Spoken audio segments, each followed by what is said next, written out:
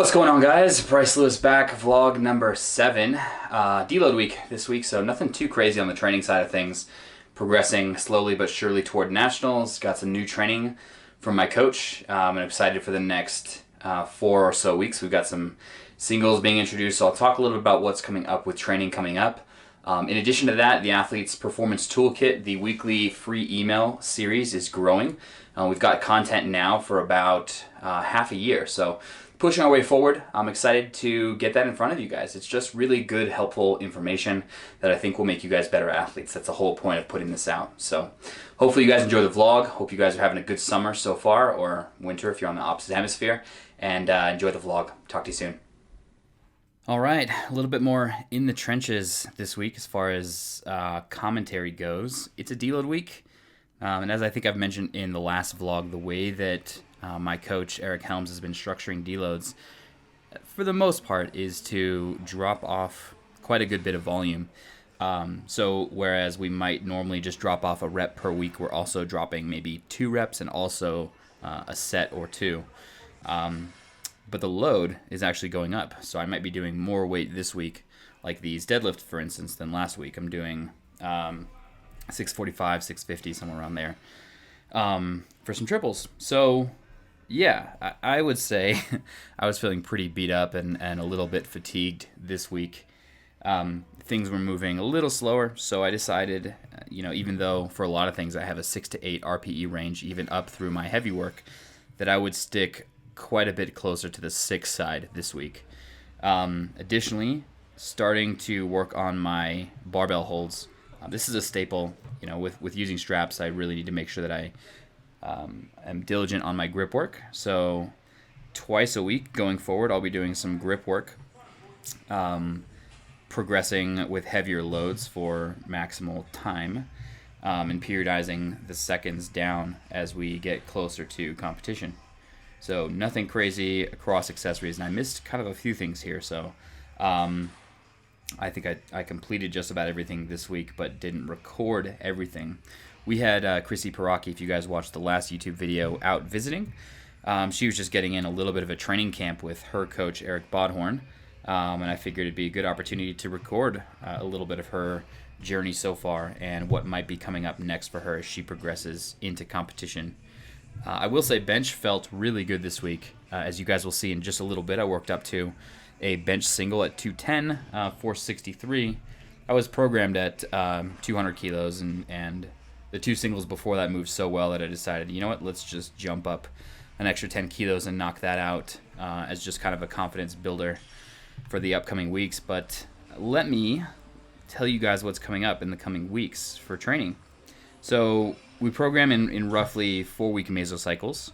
A lot of the same movements are in there. Pitch shark is in there. Machine chest press, repetitions on deadlift work, starting off with sets of 6 at 275 kilos. That's 606 pounds. And then progressing upwards from there. I think I finished off with some sets of 4 at 650, somewhere around there. Starting off with some singles on squats. Where are we? There we go. So singles on squats, singles on bench press, and then some back down triples. The load is pretty heavy, and then it'll be some fun work as I progress. So singles at 7, 7.5, and 8. So that might end up being somewhere around an opener territory. And then the barbell grip holds are in there twice a week. The pistols stay in there. I'm going to try to work my way up to 12 as we progress. This week, by the way, you're seeing those Hatfield squats. This is my first time doing those.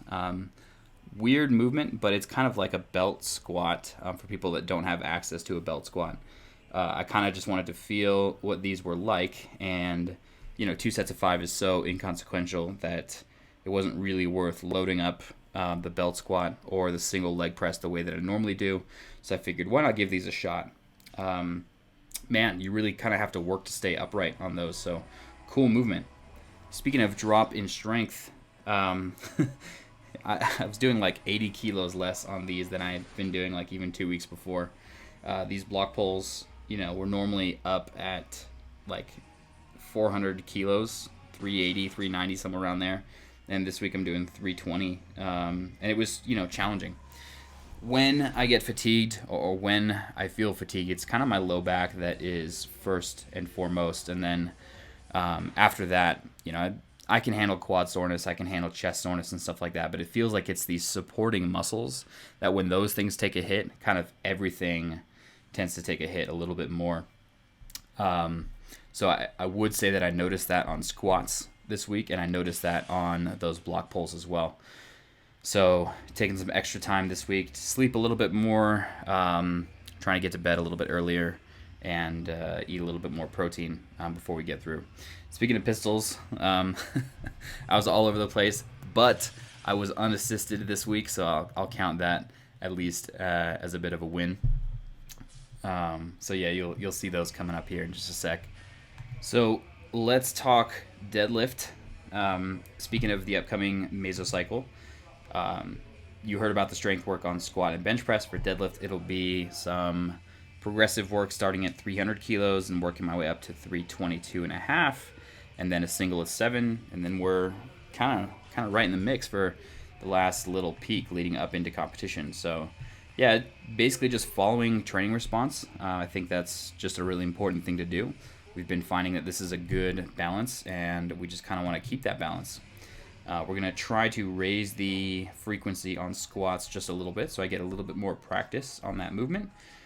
But yeah, otherwise, I think we're right in a sweet spot there. So I played around with just a few slightly different accessory movements this week. Here on squats is just 2 singles at, I think, 277.5, so nothing too crazy there. But I will say they felt really good. So it's nice to see that loads around 600 pounds are casual. No hype, not even batting an eye at these singles this week. So that in itself is a big win for me, considering that not too long ago, somewhere around 600 pounds was a mark to hype up, or that I had to do something special, or bring out the big guns. So this week, it's really just bending my knees and standing back up. Technique-wise, I've widened my stance just a smidge, and as a result, I kind of feel the pressure not only distributed front to back, but kind of even left to right, and just feel a little bit more consistent in the hole. So whereas before I might have had my hips in a slightly different position front to back, which can cause me to really struggle coming out of the hole, I feel a little bit more similar. So here's something wacky. This is where I normally set up my feet on bench press, and you can kind of see how uneven they are front to back. This has kind of been the case for quite a while. So I'm pushing my feet up against this rogue PVC pipe just to have a little external cue to remind myself to set up symmetrically.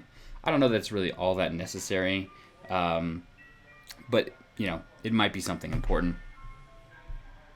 So seal rows to finish out the day here. I might make these my chest supported row. Looking back at some of my best training cycles ever, I was doing something a little bit more unbraced. So it might be either this or a Penlay row or something like that, but I think I can do that and kind of keep the balance. All right, guys, until next time, hope you have a great week up ahead. Email us any questions, and I will catch you guys in the next one.